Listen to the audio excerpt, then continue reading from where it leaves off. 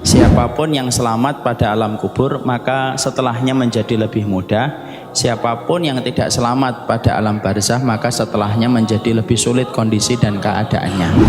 Jadi pindahnya manusia dari luasnya dunia menuju kepada alam barzah, dia melewati satu tempat yang sangat sempit, di mana setiap orang merasakan tempat sempit itu. Solih tidak solih, beriman tidak beriman, kafir tidak kafir, dia akan melewati sebuah tempat dan celah yang sangat sempit sebelum dia nanti memposisikan secara tenang ketika berada di alam barzakh.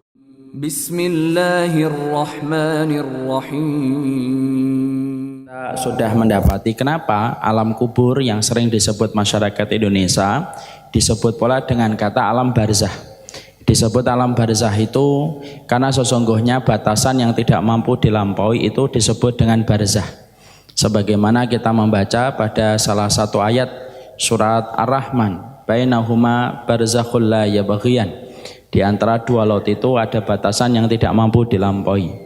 Dan itu merupakan satu kepastian. Tidaklah seorang nabi, tidaklah seorang rasul, tidaklah manusia biasa kalau dia meninggal dunia pasti akan datang untuk menuju kepada alam barzakh. Alam barzakh ini alam yang sebenarnya memiliki kaitan erat dengan alam akhirat. Karena Utsman bin Affan itu sering sekali kalau beliau duduk di samping kuburan beliau menangis. Sampai ada orang yang merasa ingin bertanya kepada sahabat Utsman bin Affan, wahai Utsman bin Affan, kalau engkau diterangkan tentang surga dan neraka, kami dapati kadang-kadang engkau tidak menangis. Tapi kenapa setiap engkau duduk di samping kuburan engkau selalu meneteskan air mata? Maka Utsman bin Affan menjawab untuk menggambarkan bagaimana tentang alam barzakh yang pasti kita akan lewati. Apa jawaban dari sahabat Utsman? Innal qabra awwalu min manazilil akhirah. Faman naja minhu fama ba'dahu aisar. Faman lam yanju fama ba'dahu asyad.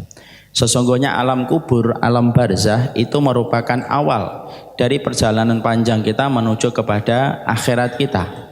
Siapapun yang selamat pada alam kubur, maka setelahnya menjadi lebih mudah. Siapapun yang tidak selamat pada alam barzakh, maka setelahnya menjadi lebih sulit kondisi dan keadaannya. Berarti di sini kita mengetahui barzakh itu terminal pertama yang akan dilewati manusia. Dan ini menggambarkan bagaimana kondisi dan keadaan kita ketika nanti di alam akhirat kita. Siapapun yang diberikan keselamatan di alam barzakh, maka sesungguhnya setelah itu ketika di akhirat menjadi lebih mudah. Tapi siapapun yang mendapatkan kesulitan, kesukaran, sampai dia mendapatkan adab di dalam kuburnya, maka sesungguhnya dia akan keadaannya menjadi lebih susah dalam kehidupan di akhirat. Makanya terminal awal ini merupakan satu kepastian yang tidak akan mungkin kita lewati. Tidak mungkin kecuali kita pasti akan datangi dan kita lewati. Maka kemudian di antara persoalan yang kita harus paham tentang alam barzakh, setiap orang ketika datang ke alam barzakh, maka dia sebelum berada pada alam barzakh, sebelum didatangi oleh malaikat mungkar dan nakir, maka mereka pasti akan melewati celah yang sangat sempit. Celah yang sangat sempit ini menjadikan orang kesakitan ketika melewati celah tersebut. Karena alam barzakh akan didatangi dalam kondisi yang gelap. Maka Rasulullah pernah beliau memotong pangkal pohon kurma lalu ditancapkan ke satu pohon, ke satu kuburan. Lalu beliau berkata, semoga dengan tancapan ini akan menerangi apa yang ada di dalam kuburnya. Berarti alam barzakh itu pertama kali ketika didatangi manusia dia gelap. Kemudian yang kedua dia dalam kondisi yang sempit. Jadi pindahnya manusia dari luasnya dunia menuju kepada alam barzakh, dia melewati satu tempat yang sangat sempit, di mana setiap orang merasakan tempat sempit itu. Solih tidak solih, beriman tidak beriman, kafir tidak kafir, dia akan melewati sebuah tempat dan celah yang sangat sempit sebelum dia nanti memposisikan secara tenang ketika berada di alam barzakh. Ustadz tadi mengatakan bahwasanya siapapun yang nanti akan melewati, siapapun yang akan mendatangi alam barzakh itu melewati celah yang sempit, solih atau tidak solih. Apakah orang yang solih juga akan merasakan sempitnya celah itu ketika memasuki alam barzakh? Iya. Mana dalilnya? Dalilnya sudah kita dapatkan, Masya Allah.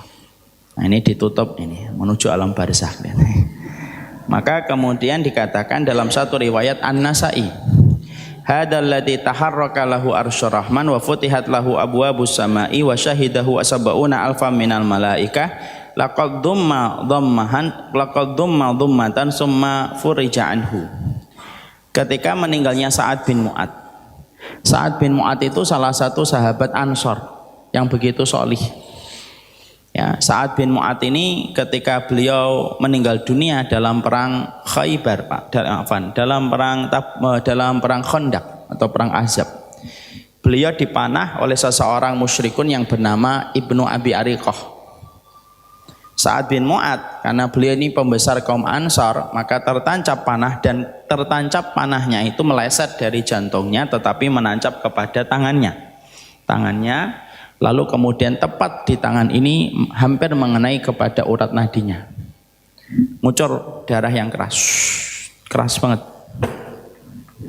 Maka saat itu Sa'ad bin Mu'adz ketika telah mengetahui kucuran darah begitu deras dari tangannya ketika tertancap dengan panah, beliau berdoa, Pak, dan doanya langsung dibayar cash dan kontan sama Allah, menunjukkan beliau ini salah satu walinya Allah dari kalangan para sahabat. Apa doanya Sa'ad bin Mu'adz ketika tertancap dari kejauhan oleh Ibnu Abi Ariqah? Beliau berkata, ya Allah, kalau masih ada urusan antara nabimu, antara rasulmu dengan kemudian Bani Quraidah. Bani Quraidah itu kabilah Yahudi yang berkhianat pada waktu perang Khandaq sampai Nabi dikepung oleh orang musyrikun yang datang dari arah kota Mekah. Harusnya Bani Quraidah itu memberikan loyalitasnya kepada Nabi atas perjanjian yang sudah mereka sepakati dengan Nabi dan para sahabat. Tapi Bani Quraidah itu berkhianat terhadap perjanjian dan kesepakatan. Maka ketika Sa'ad bin Mu'adz tertancap panah, maka Sa'ad bin Mu'adz itu berdoa, ya Allah, kalau masih ada urusan yang belum sempurna, belum kelar, belum selesai antara nabimu dengan Bani Quraidah, tolong ya Allah, hidupkan saya dulu sebentar sampai saya membantu nabimu untuk menyelesaikan urusan dengan Bani Quraidah. Baru saja berucap dengan doa itu, darah yang asalnya keras memancar dengan begitu deras, berhenti dan seketika langsung kering. Padahal anak panahnya masih nancep, diplotek, dipatahin, kemudian panah tersebut. Setelah itu, maka kemudian Sa'ad bin Mu'adz mendapati pasukan musyrikun yang mengepung kota Madinah dalam perang Khandaq, perang Parit. Akhirnya mereka dikocar-kacirkan oleh Allah dengan angin, mereka pulang dalam kondisi terhina. Nabi langsung menyelesaikan urusan pengkhianatan itu. Lalu Nabi memerintahkan para sahabat, kalian pergilah sana ke Bani Quraidah. Selesaikan urusan mereka ketika mereka berkhianat kepada kita. Para sahabat belum meletakkan senjata, habis berjaga-jaga dalam perang Khaybar, langsung mengangkat senjata mereka dan langsung berangkat ke Bani Quraidah. Bani Quraidah kemudian dikepung, ini adalah Bani Yahudi. Dan kita paham, Yahudi merupakan makhluk yang paling sering berdusta dan menyelisihi janji. Setelah kemudian dikepung, maka akhirnya Bani Quraidah menyesal. Mereka kemudian mengibarkan tanda supaya mereka diadakan kesepakatan lagi. Dan ketika mereka ingin meminta kesepakatan lagi, mereka meminta supaya yang menjadi hakim, yang menghakimi mereka dengan urusan kaum muslimin itu adalah Sa'ad bin Mu'adz. Karena mereka tahu bagaimana kedudukan Sa'ad bin Mu'adz di antara mereka. Sa'ad bin Mu'adz kemudian ditunjuk, kami mau berdamai, tapi satu syaratnya, Sa'ad bin Mu'adz yang menjadi hakim atas masalah yang kami hadapi ketika kami berkhianat. Mereka berharap Sa'ad bin Mu'adz akan berbelas kasih kepada mereka karena kedudukan Sa'ad bin Mu'adz yang dekat dengan Bani Quraidah. Sa'ad bin Mu'adz langsung memutuskan dengan tegas, laki-laki Bani Quraidah yang telah tumbuh rambut kemaluannya dipenggal kepalanya. Dan ini keputusan yang tidak pernah diduga oleh Bani Quraidah, kecuali perempuan, laki-laki yang berumur tua, yang di atas umur 60 tahun, dan anak kecil yang belum tumbuh rambut kemaluannya. Maka kemudian akhirnya semua laki-laki Quraidah yang mereka dewasa dipenggal kepalanya untuk membayar pengkhianatan mereka berkali-kali kepada Nabi yang menyebabkan terancamnya kota Madinah disebabkan pengkhianatan mereka.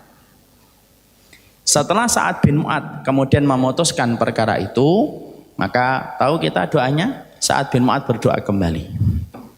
Ya Allah, kalau memang sudah selesai urusan antara nabimu dengan Bani Quraidah, matikan saya lagi ya Allah, matikan saya kalau memang ini baik di sisimu. Maka darah yang asalnya sudah kering, yang tertancap di salah satu bagian dari tangannya, mengucur kembali, terus darah itu.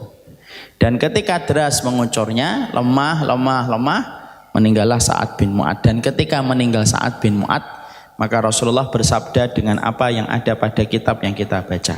Hadzalladzi taharraka lahu arsyur rahman. Ini adalah orang yang ketika meninggal dunia berguncang arsy-Nya Allah. Kenapa arsy-Nya Allah berguncang? Untuk menyambut jasadnya, untuk menyambut ruhnya Sa'ad bin Mu'adz, karena kemuliaan Sa'ad bin Mu'adz di sisi Allah Subhanahu wa taala. Dan Sa'ad bin Mu'adz itu meninggal umur 38 tahun. Masuk Islamnya umur 30 tahun. Nabi melanjutkan, wa futihat lahu abwabus sama, lalu dibukakan pintu-pintu langit untuknya. Wa syahida sab'una alfam minal malaikah, lalu kemudian 70.000 malaikat menyaksikan ruhnya Sa'ad bin Mu'adz ketika dinaikkan ke langit atas kemuliaan Sa'ad bin Mu'adz di hadapan Allah. Laqad dhamma dhammatan summa furrija anhu. Dan kemudian Sa'ad bin Mu'adz ini dihimpit dengan satu himpitan lalu dilonggarkan. Ini dalil. Berarti alam barzah itu orang ketika naik, lalu kemudian ketika akan balik ke alam barzah, ketika akan disatukan dengan jasadnya, dia akan melewati dulu tempat yang sempit yang sangat sakit ketika melewatinya. Kalau Sa'ad bin Mu'adz yang matinya, yang wafatnya mengguncangkan arsy-Nya Allah, Rasulullah bersabda dalam hadis yang sahih bahwasanya seorang Sa'ad bin Mu'adz saja melewati celah yang sempit itu, maka itulah jawaban, sholih atau tidak sholih, iman atau tidak beriman, dia pasti melewati celah yang sempit itu sebelum dia nanti mendarat di alam barzakh. Jadi sebelum nanti kita mendarat di alam barzakh, kita melewati sempitnya alam barzakh ketika sebelum memasukinya. Sama kalau perumpamaannya kayak alam janin, ketika dia akan lahir ke dunia, dia melewati sempitnya persalinan dari ibunya yang taruhannya adalah nyawa. Cuma ketika kita kecil kita tidak ngerasa, tapi sempitnya alam barzakh yang akan dilewati oleh setiap manusia, dilewati oleh ruh yang dia bisa merasakan sakitnya, dia bisa merasakan perihnya sebelum betul-betul dia mendarat di alam barzakh. Makanya sampai dikatakan anak-anak kecil pun ketika mereka meninggal dunia, sebelum mereka balik, walaupun mereka belia tidak terkena hisab, lalu mereka nanti akan menjadi penduduk surga, anak-anak belia pun ketika mendatangi alam barzakh, mereka pun melewati tempat yang sempit itu sebelum nanti betul-betul mendarat di alam barzakh ketika dia disatukan dengan jasadnya sebelum ditanya oleh malaikat Munkar dan Nakir. Dan itulah sempitnya alam barzakh, dan pasti akan dilewati setiap manusia. Maka Nabi kalau mengatakan sempit berarti betul-betul sempit, dan setiap ruh akan merasakan sakitnya dan beratnya melewati itu sebelum nanti akan didatangi oleh malaikat Munkar dan Nakir yang akan bertanya tentang ujian pertama ketika berada di alam kubur. أشهد أن لا إله إلا أنت أستغفرك وأتوب إليك